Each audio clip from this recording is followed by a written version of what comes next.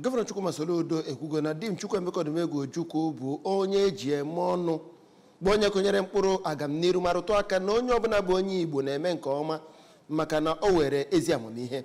Gọvanọ kwupụtara nke anụnwa na Chukwuemeka Odumegwu Ojukwu Memorial Lecture achịkọbara na ETF Auditorium Chukwuemeka Odumegwu Ojukwu University na Egbariam Campus. Onye nta aka anyị gbasara amụma mmụta bụkwa ya na Igbo ọgụ pụtara anyị akụkọ a.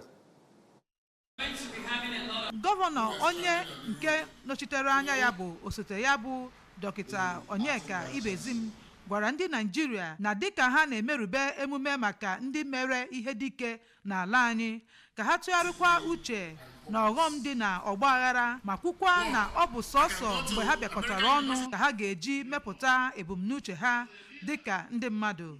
Onye isi mahadum ahụ bụ ọkammụta Kate Omenụgha n'okwu ya sịrị na Ojukwu bụ mmadụ pụrụ iche wee kwukwa na ọchịchị ya bụ ọkammụta Omenụgha na mahadum ahụ bụ nke ọ kpachapụrụ anya wee na-achị ịhụ na a na-eme ihe dịka o si kwesị.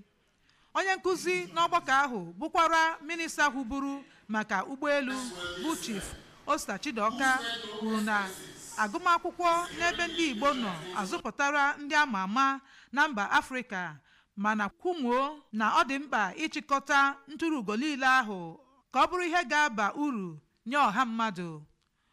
Queen Anigbogu, akụkọ ụwa ABS.